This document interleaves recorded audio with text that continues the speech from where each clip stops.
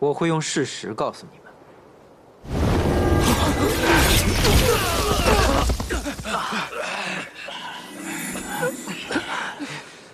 如果无法用灵力击败法器，你们又如何在青云大会上赢过别人？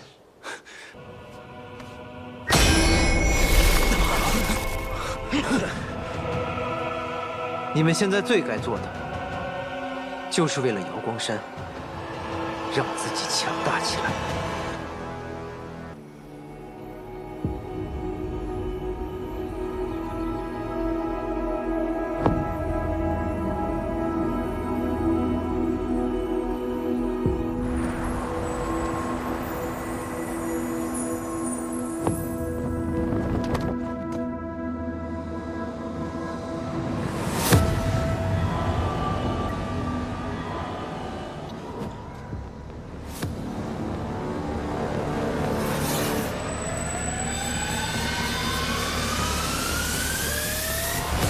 我之前有偷听他们说，捉金塔里面有什么东西，好像叫什么吞天阵。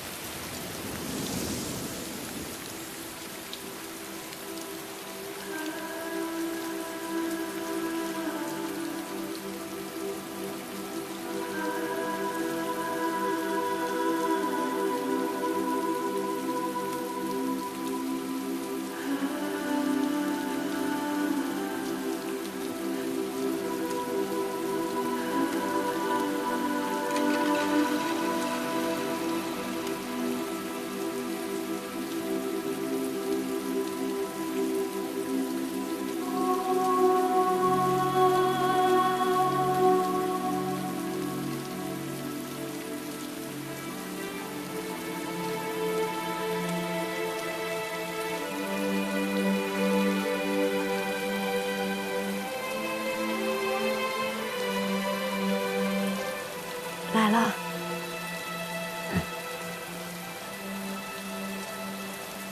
来都来了，却不肯亲自道贺，是怕见到我啊？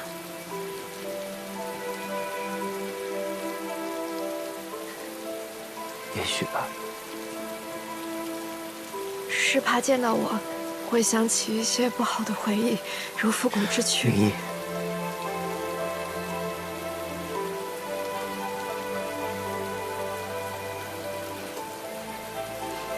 那我先进去了，不扰你清静，别着凉了。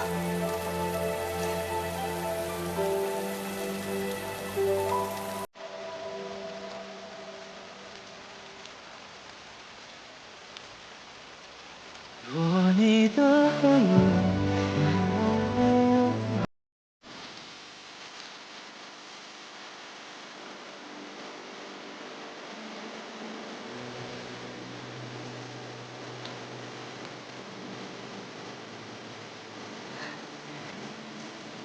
雨还在下。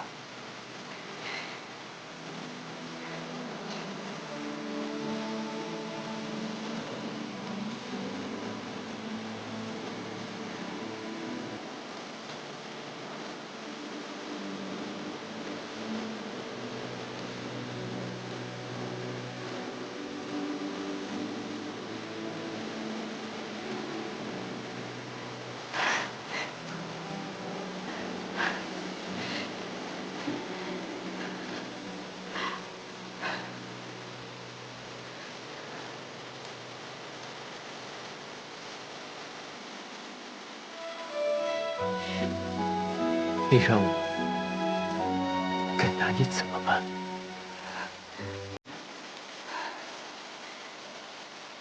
以雨为解，雨要是还下着，就没有身份，没有两情，没有青音，只有你和我。雨要是停了，就让这一切随着大雨一起。世界曾是无尽的光，我愿撕碎我，去填补你的伤。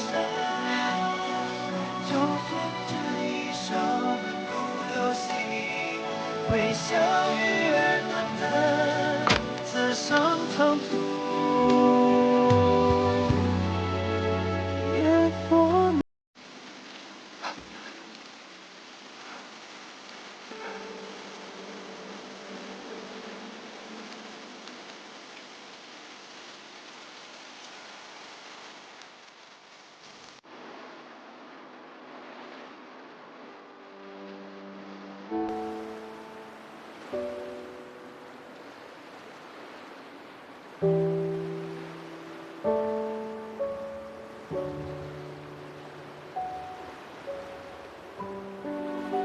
明义，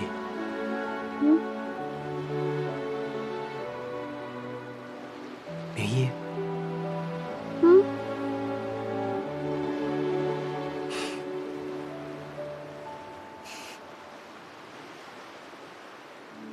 明义，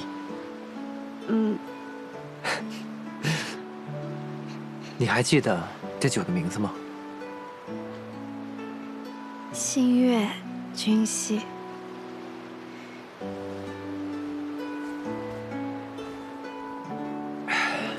那我问你一个问题啊，当初你送我这坛酒，你是真心的，还是想通过这坛酒，让我更加信任你？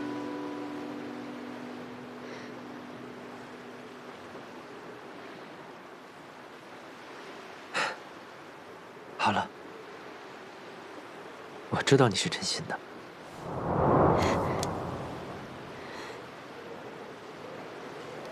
此刻是真心的。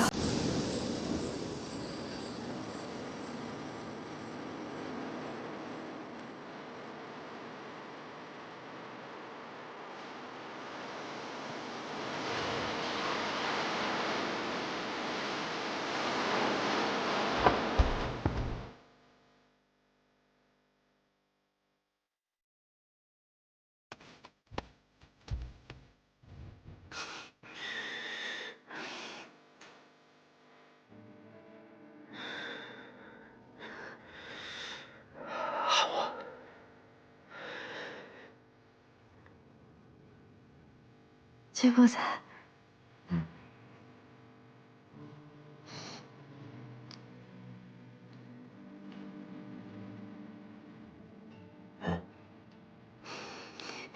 季伯才，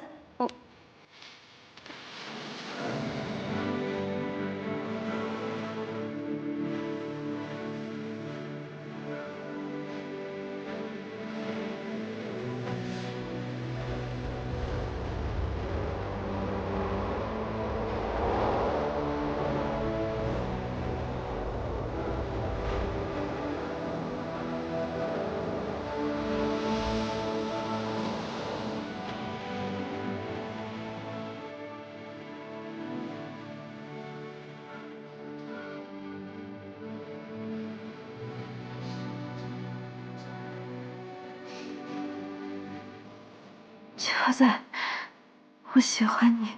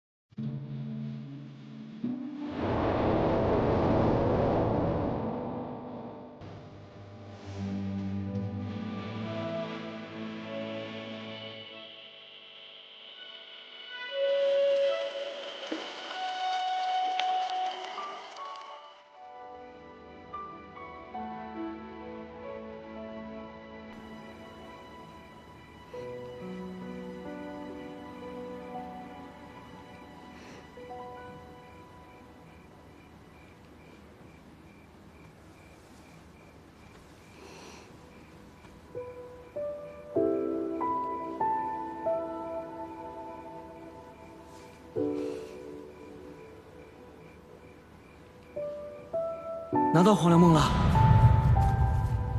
怎么了？你是不是没办法开这个口？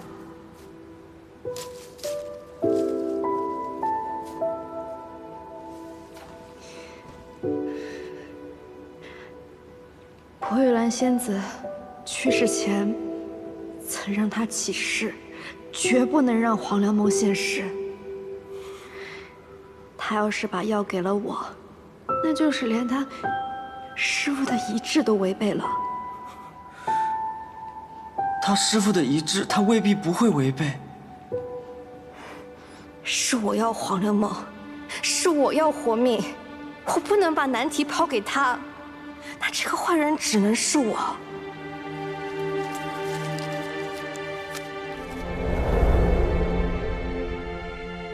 但是，你这么做，他一定会恨你的。我知道，那就让他恨吧。做错事的人，总得自己承担后果。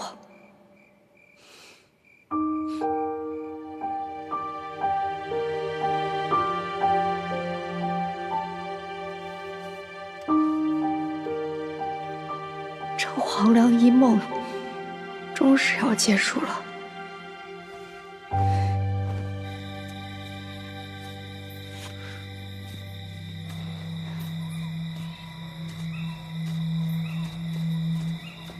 明义，现在进去吗？我跟你一起进去。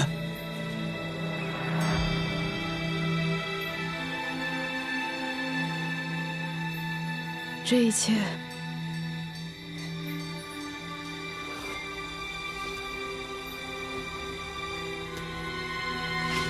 都结束了。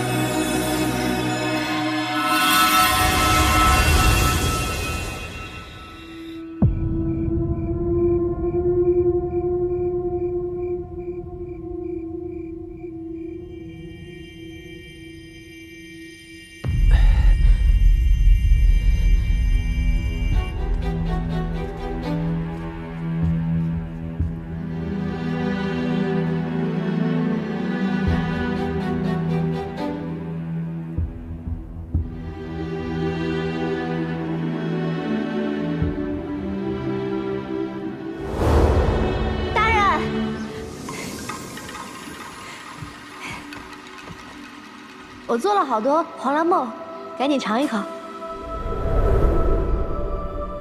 黄粱梦，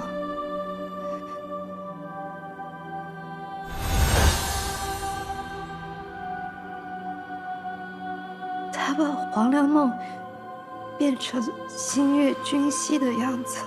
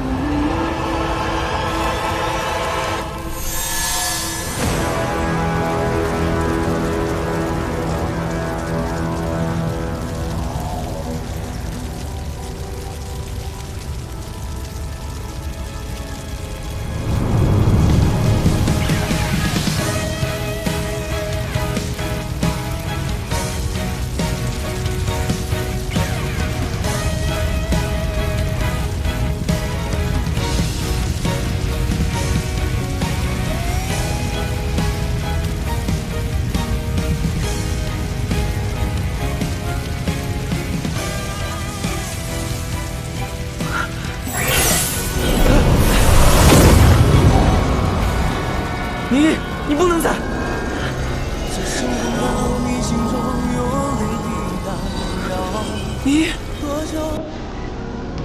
你给我的全都是爱的毒咒，别伤了我的痛，去换你的自由。爱你担忧，有善有寡，细情分辨，无话可说。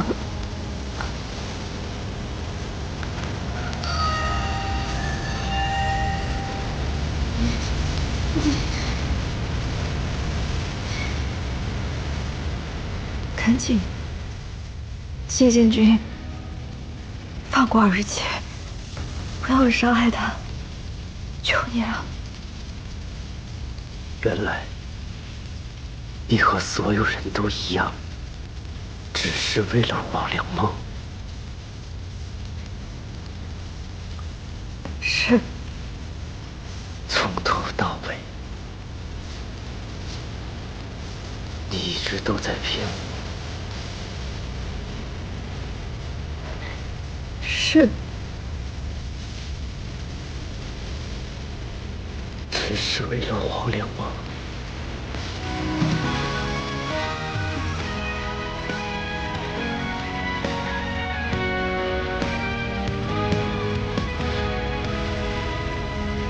是。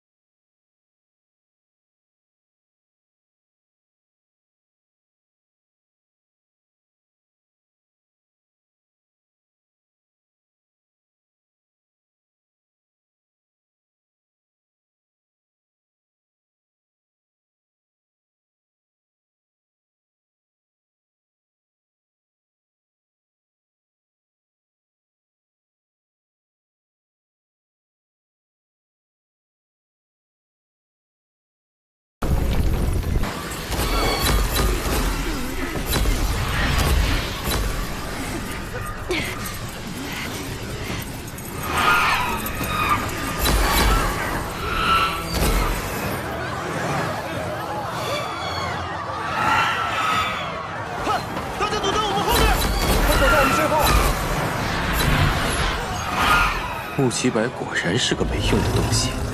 不过不用担心，妖兽君会彻底吞噬覆灭极星渊。明谢，如果你真的在那里，就随他们一起死了吧。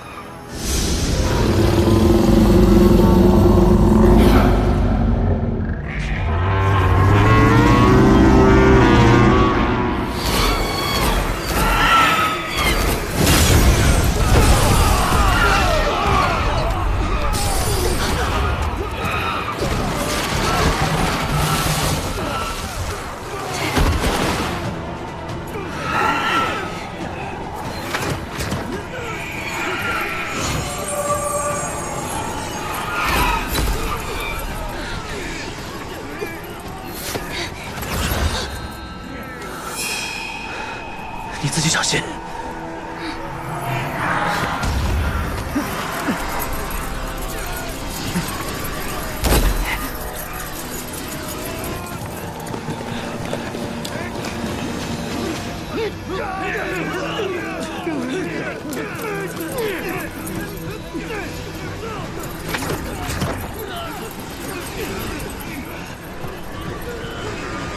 誓死保护极星渊。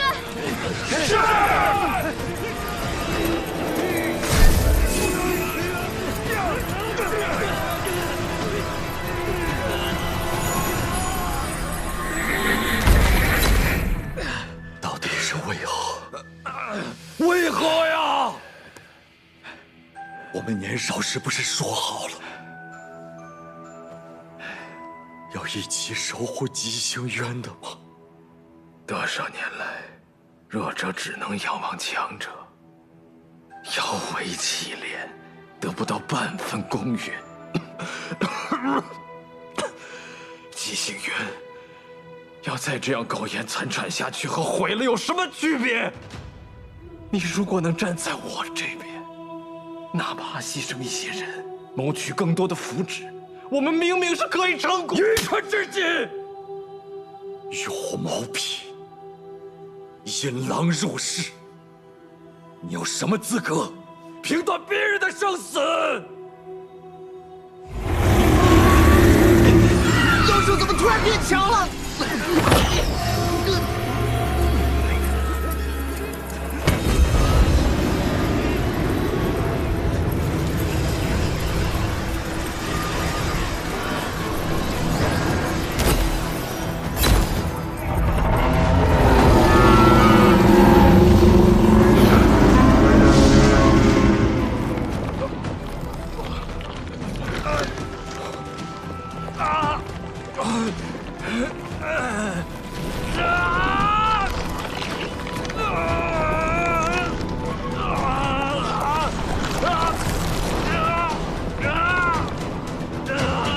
妖兽群一旦暴躁，连主人的命令都不会听从，主人甚至会遭到反噬，届时整个极星渊乃至六境都会生灵涂炭。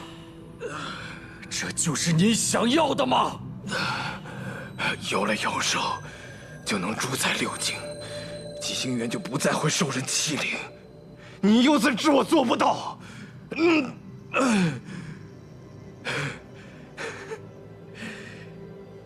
你早就不是那个我儿时记忆中的遇强则强、坚韧不摧的哥哥了。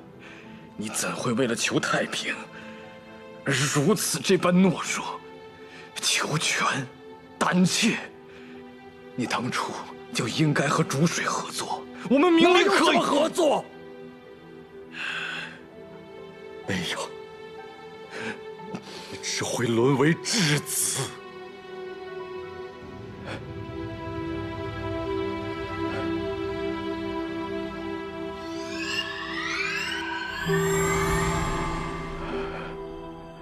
我原本想把你留在身边，可以更好的保护你，没想到我还是没做到。白儿，你能原谅哥哥吗？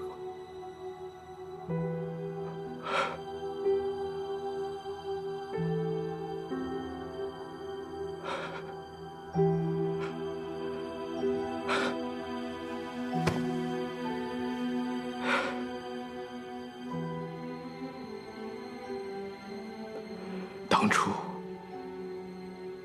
我以为我的哥哥是个大英雄，可以逐鹿青云。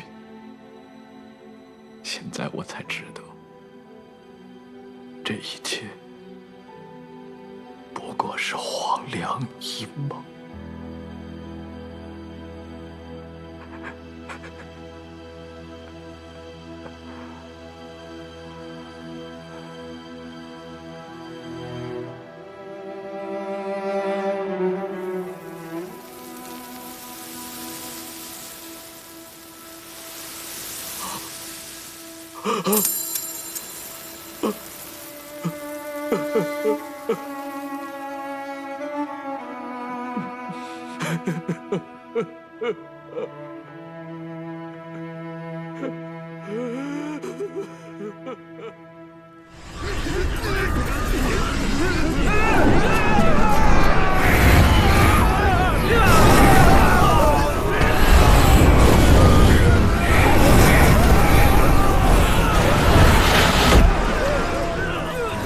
妖术要推倒所有人，大家坚持住！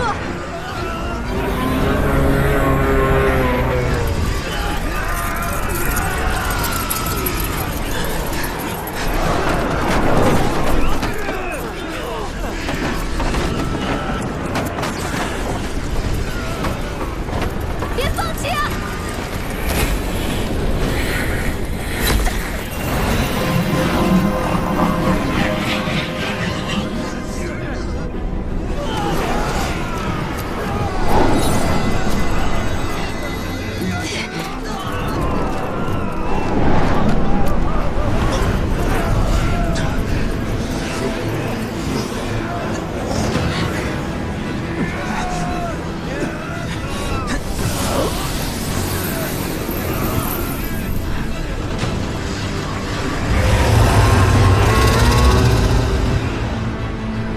妖兽彻底失控了。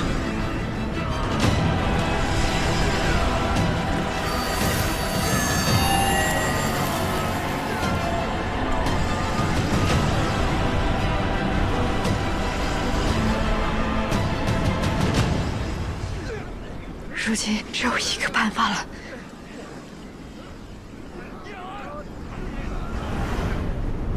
你有没有想过，也许并不是你保护我，而是我们保护彼此呢？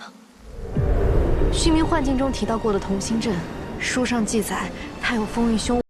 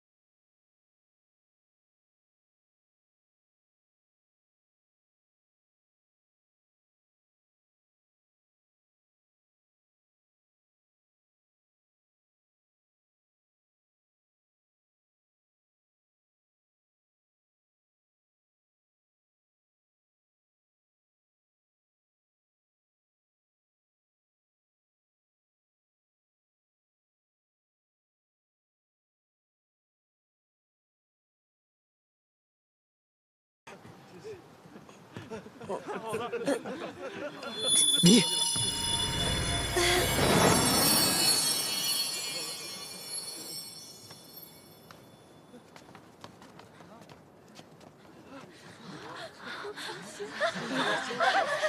没事了。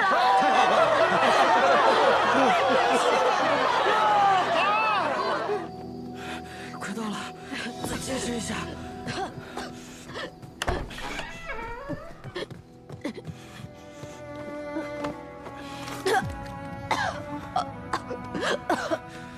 而且，我这血都是你垫出来的。什么时候了，还有心思开玩笑？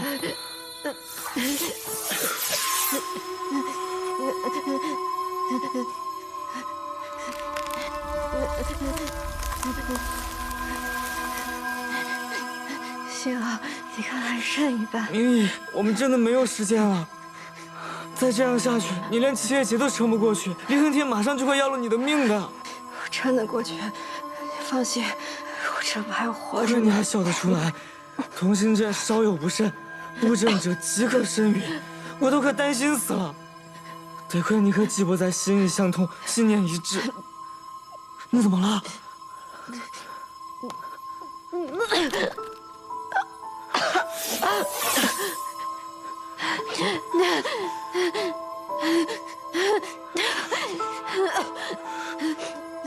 不行，我现在就去找季伯仔，让他把黄连梦给你。而且，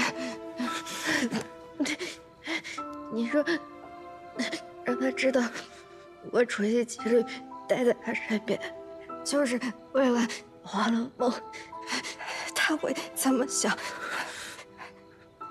你跟别人不一样啊，你们一起经历了那么多，季伯仔他喜欢你，他要是知道你中了离恨天，他肯定会救你的。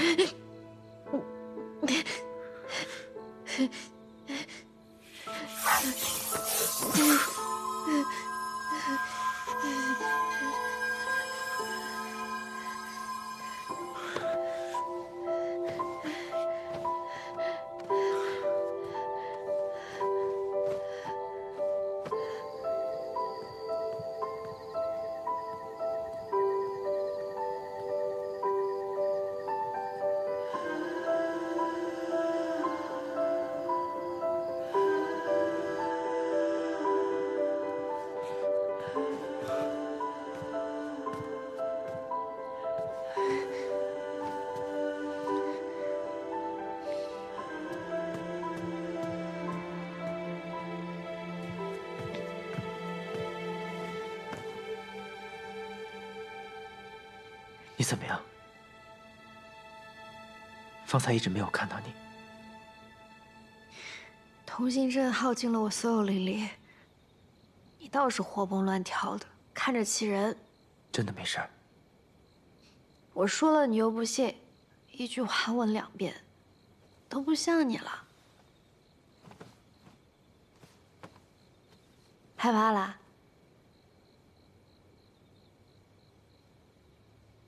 是。方才有一瞬，我还以为你走了。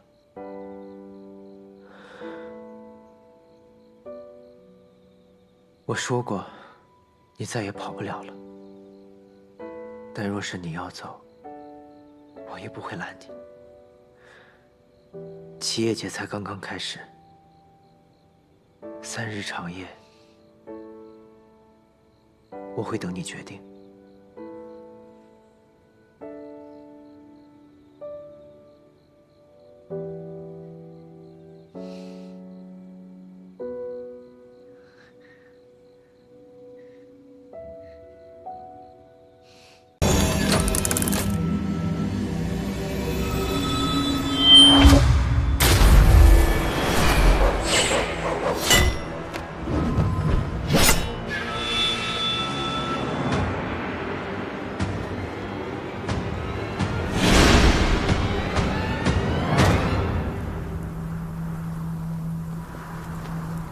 我就说，还有漏网之鱼。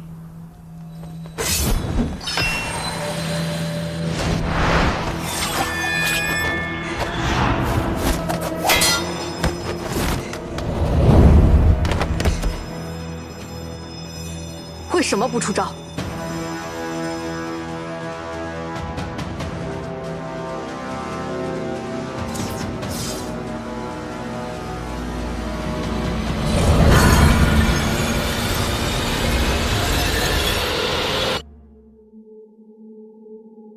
怎么他们都不见了？急行员输给急行员吧。肯定赢了呀！公主，我们这次能打败明宪吗？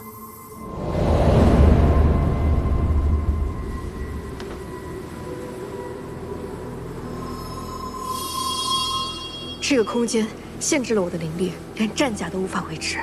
此人不简单。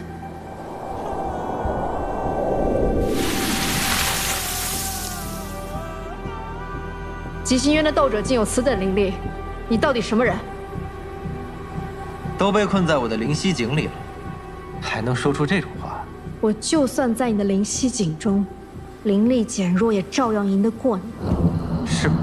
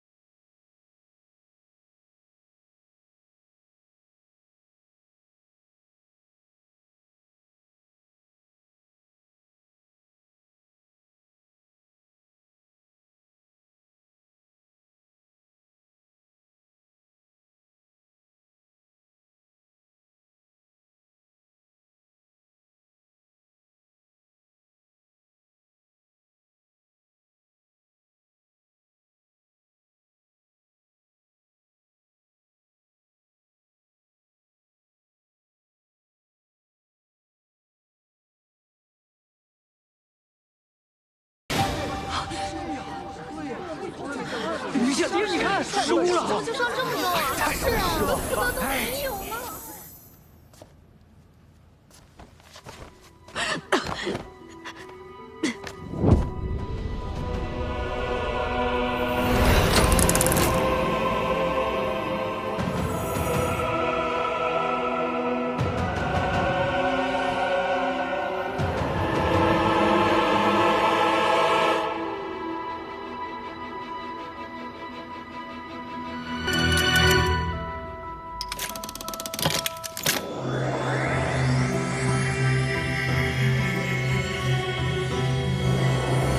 此次两境会，吉星渊胜，是为上境；瑶光山为下境，福泽降临。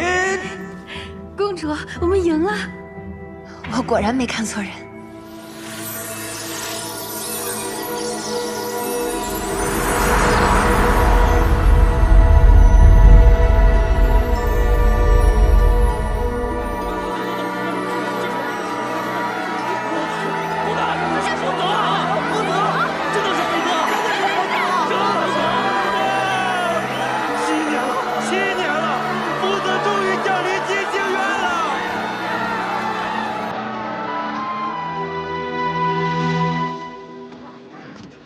说了还有脸出来？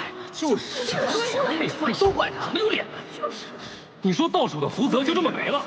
没有福泽，瑶光山就会灵光暗淡，大地干涸呀！没有福泽，连灵石都画不出来，这日子怎么过呀？是啊，你不配当我们的战神。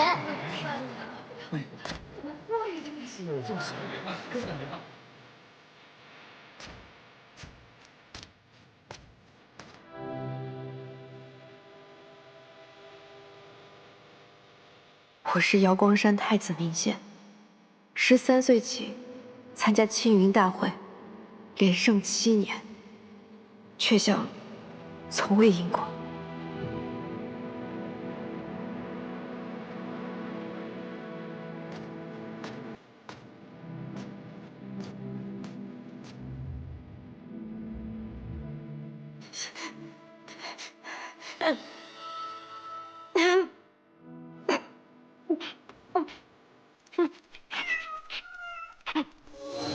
明宪，明宪，你怎么了？而且，我灵脉断了。怎么会？看着像中毒，好生厉害的毒。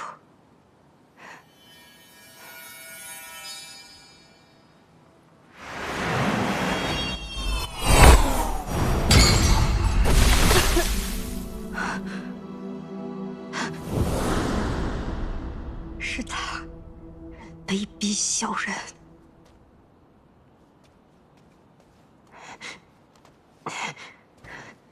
母后，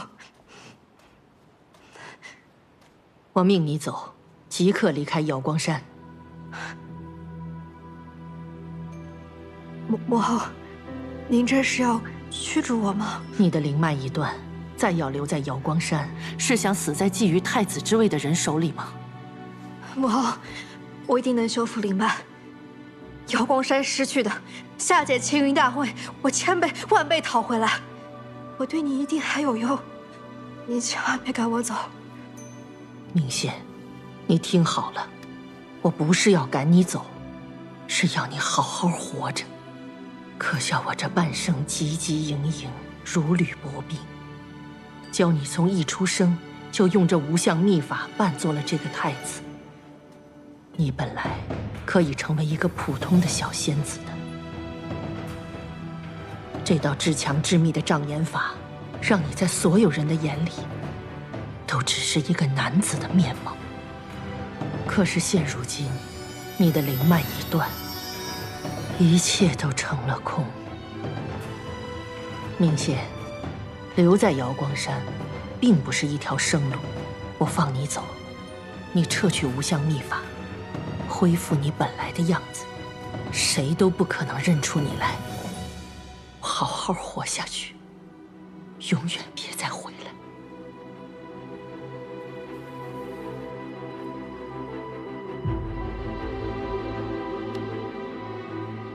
母后放心，我定能修复灵脉，重返青云。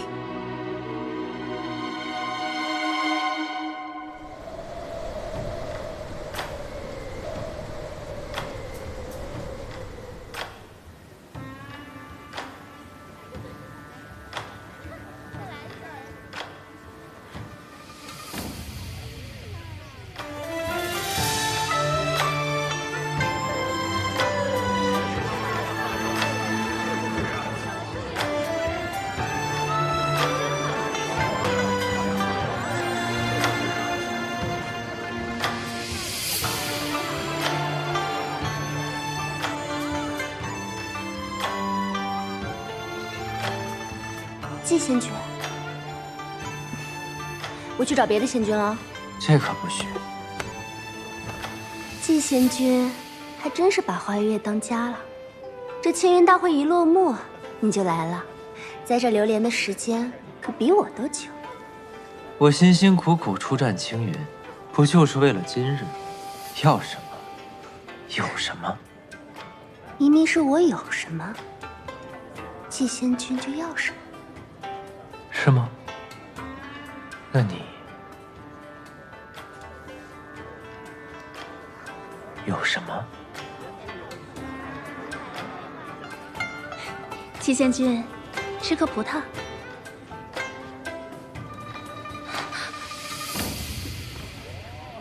花月夜，这么多仙子等着我呢，我总不能厚此薄彼吧？多谢季仙君。大人，请。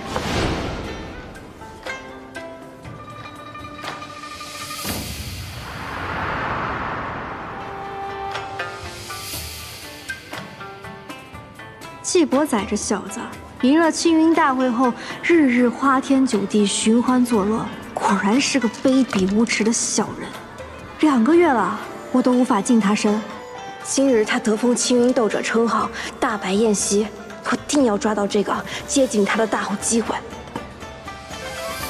我听姐妹们说了青云大会的事儿，你也知道，这种地方嘛，一件事能被传成几百种模样。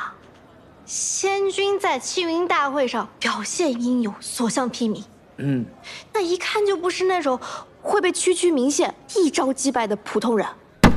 会传我这种话的，是不是季伯宰？不，仙君，季伯宰他根本就是在胡说八道。这和季仙君有什么关系呢？那你为何会同我讲这种话？仙君误会了，我只是……就现在，啊！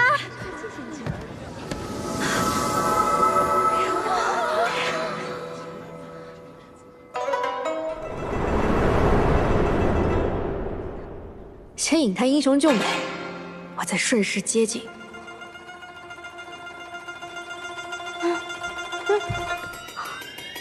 打扰了，不吃这招。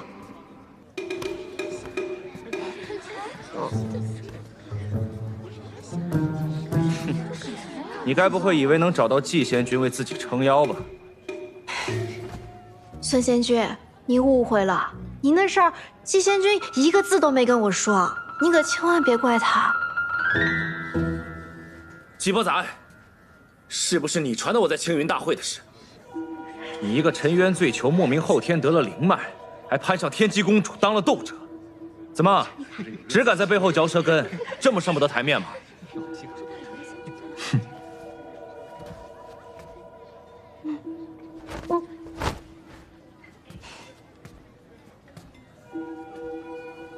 孙良，其实你挺厉害的，怪就怪明宪打快了点。你。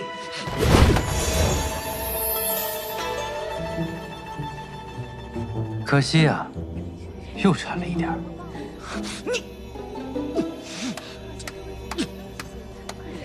怎么今日又看到季兄为了一个小仙子，同人大打出手啊？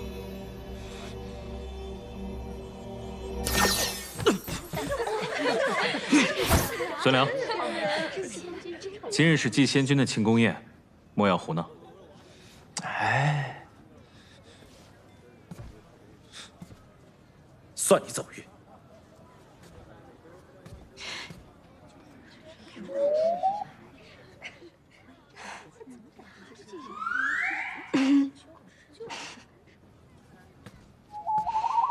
这小子真难接近，我得再想想办法。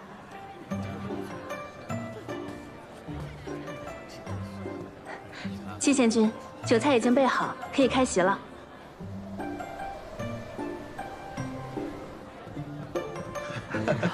恭贺季仙君赢得青云大会，能否有幸敬你一杯？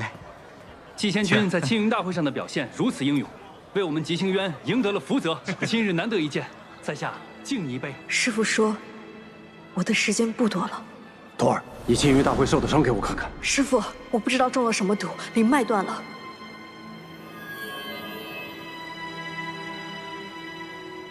你听我说，你中的毒名叫离恨天，中此毒后，有灵脉者灵脉尽失，无灵脉者反会生出灵脉。从现在开始，你不能再催动灵脉，否则就会加速毒发。这个印记叫离恨花，等着期盼全部掉落，就是你元神寂灭之时。所以，这1年之内，你们必须要找到解药黄粱梦，将它服下，修复灵脉，方能保住性命。既然是季伯宰下的毒，那他手中可能会有黄粱梦。你去吉星渊找季伯宰，处理完追兵，师父会来找你们的。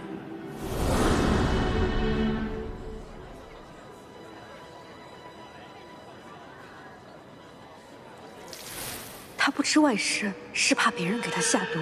果然，心黑的人看什么都黑。寒风君到。哎呀，不用拜，本君最讨厌这些繁文缛节，都把手放下。以后你们都像博仔老弟一样，无论在哪儿见到本君，都像见到老朋友一般，这样多好啊！啊！韩风君这是点我呢，我哪敢造次啊？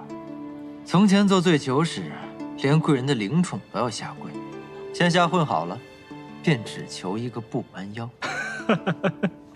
本君就喜欢你这个脾气。今天是博仔老弟你得封青云斗者的好日子，特带了些薄礼以表心意。你那乌龟海啊，煞是冷清，仅有的伺候也是年事颇高，这怎么能行啊？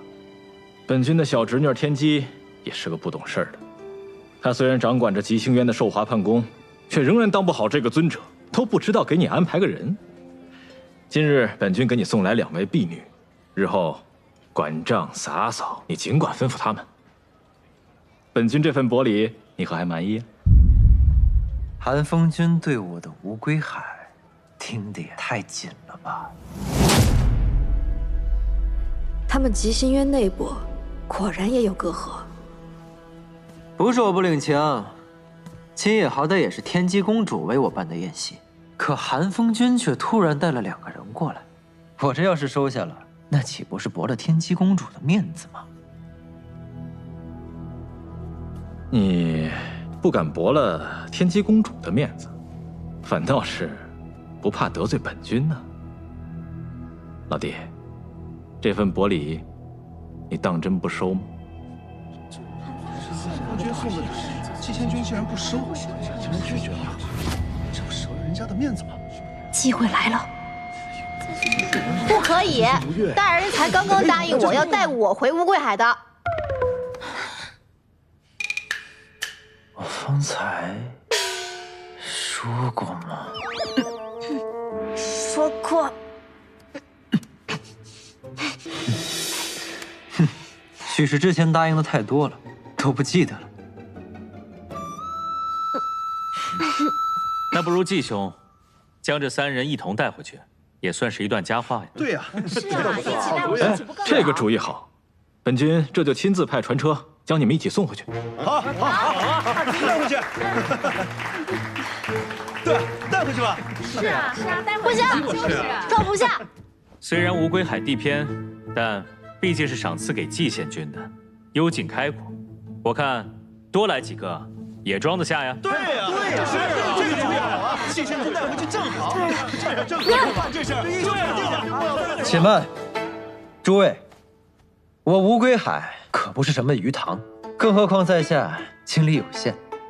不如这样，3位仙子，我有一题，你们谁回答的最符合我的心意，我就带谁走，如何？这真是个好主意啊！就这么办吧。既然是来我处伺候，我的乌龟海豢养的是何种灵兽，你们该如何照顾？乌龟海是死水，能有什么？可我若答对，岂不显得我有备而来？你先来，就你。乌龟海，江河湖海的大小鱼塘，那肯定就是些乌龟、鲍鱼、虾什么的。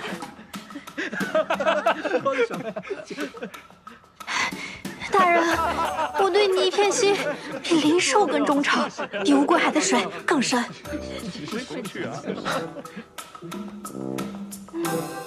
你来。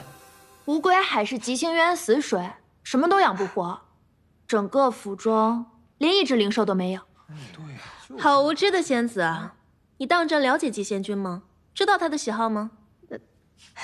大人，你再给我次机会，我肯定答对。什么都不懂，再给他一次机会也是白瞎。大人，还有脸要机会？哎，这位仙子一直在纠缠季仙君，难道是季仙君看不上他的？那2位仙子这么了解季仙君，肯定选他们啊！哎，韩风君选的人准没错。我选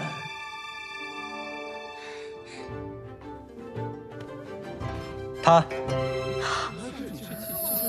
么想的？我知道，怎么选他了？我乃醉囚出身，便更知道世上万般皆虚幻，唯有真心不可负。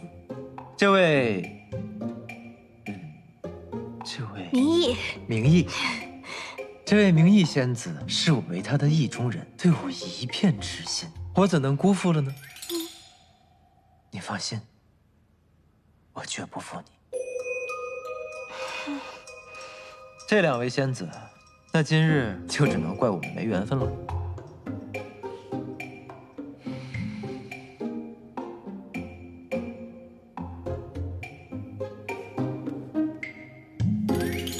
不好对付啊，不过这算是成了。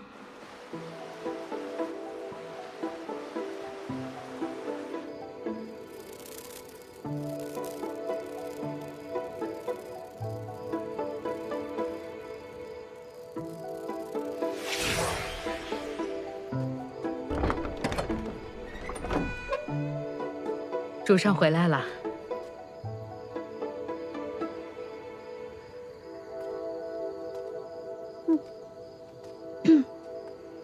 大人，这一进门就给我戴上丝带，到底是为何呀？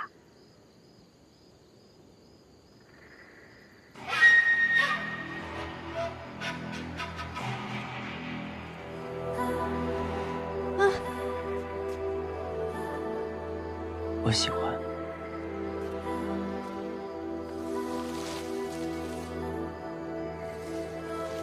启禀寒风君，季伯宰把那仙子抱进房间了。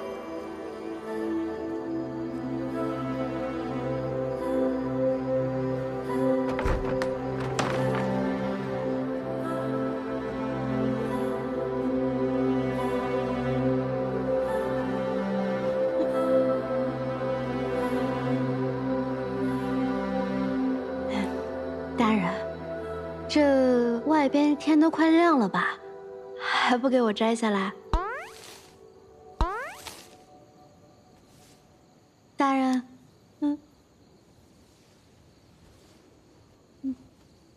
今晚你大费周折，演了出欲擒故纵，就是为了跟我回乌龟海吧？你如愿了。大人看出来了，辛苦了。西一出接一出，送走一双，又来一个。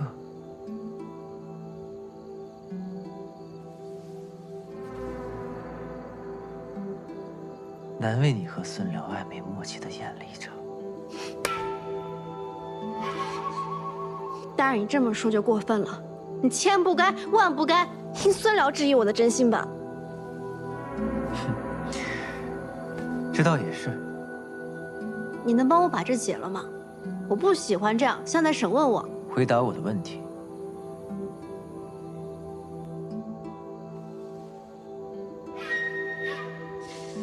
莫非大人就喜欢这样绑着的问法？平时表面看不出来啊。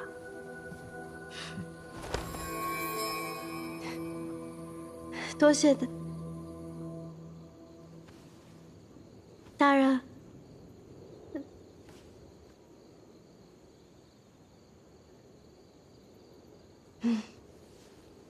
大人，我想跟你回乌龟海，不是很寻常的事儿吗？沉冤罪囚，一战飞升，你是极心渊的神话，是花月夜姐妹最崇拜的人啊！我一心向着大人，大人却这么冷冰冰的对我，这真是太让人了。以后不许这样了。你叫明义，大人心里有明月的明，大人是我意中人的意。你来花月夜前是做什么的？这还是要审我呢，说多错多，得想个法子堵住他的嘴。我家以前吃采药为生的，父母双亡之后，就来了花月夜。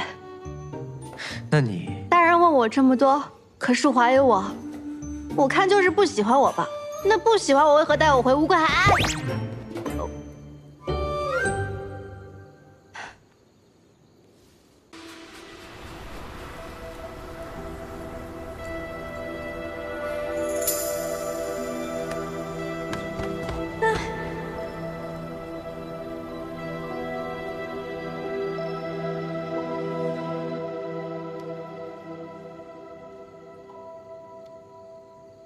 事吧？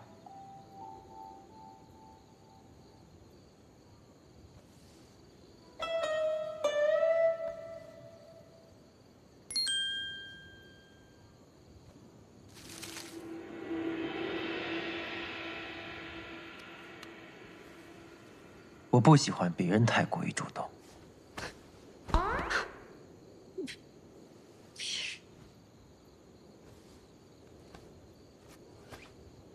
不是吧，这么厚积？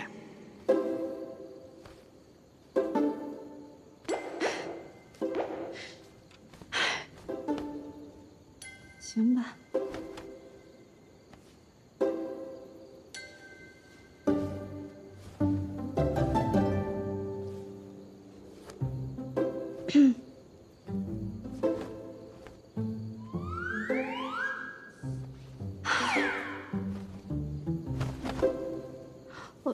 二七怎么回事儿？怎么还没好？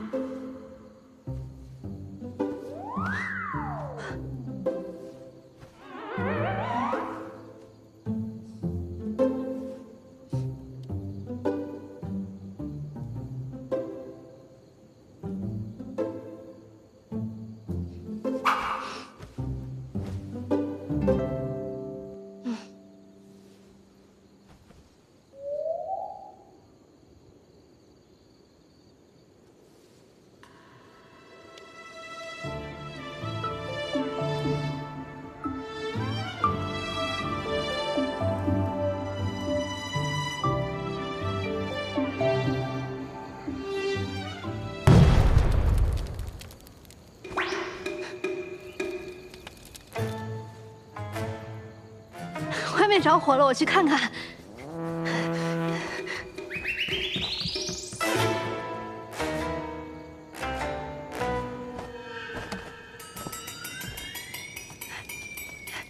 哎呀，大人，这怎么回事啊？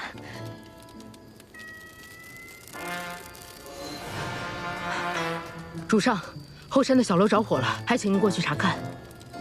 这可得去看看。哎。我怎么能放心让你跟着去呢？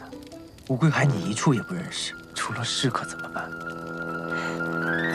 不会出事。这道结界，除了我跟荀婆婆，谁都进不来，而你也出不去。这样你就不会有任何危险了。等我回来。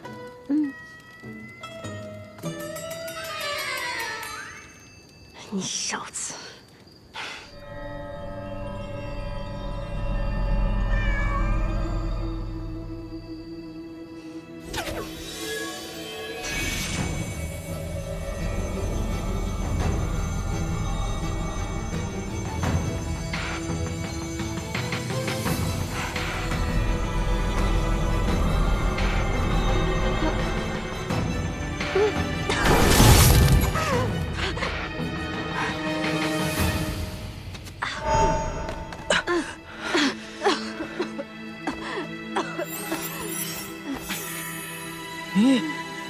你现在灵脉已断，只能跟普通人一样，拥有少量法力，使用简单的法术。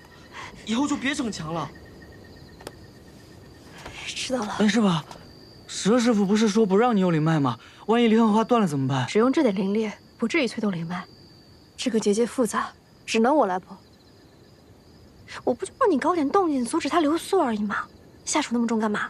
我也纳闷呢。我就按照你说的，在远处那个小楼，略施法术就燃了一簇小火苗，不知怎的这火就变大了。我还在想，不应该啊。算了，趁他不在家，赶紧动手。东西呢？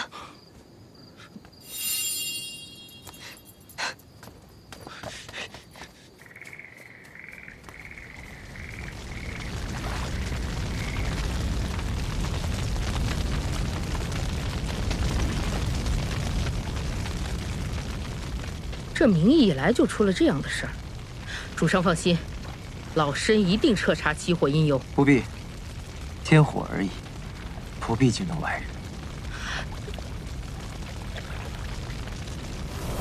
我不喜欢别人太过于主动，还得再应付一会儿。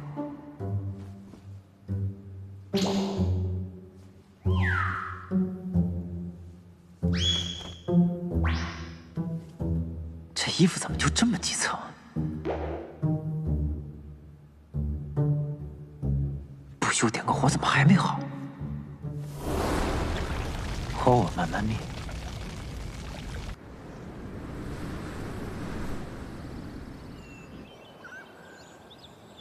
在吉星渊这2个月，我们已经调查到，季伯载的灵脉就是用离恨天催生出来的。使用了离恨天，若没有黄粱梦解毒，就必死无疑。既然那小子还活着，那他就一定有黄粱梦。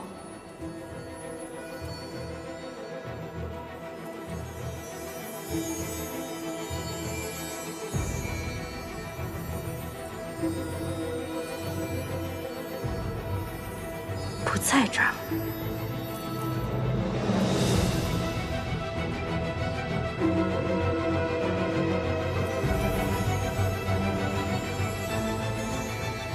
也不在这儿，能在哪呢？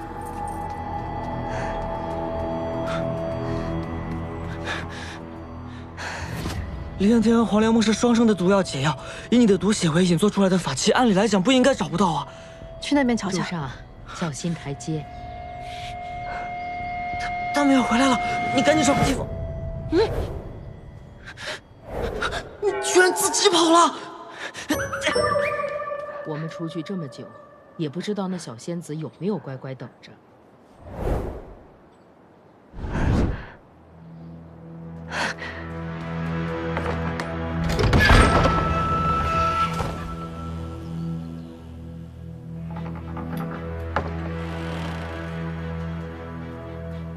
禁足结界破了。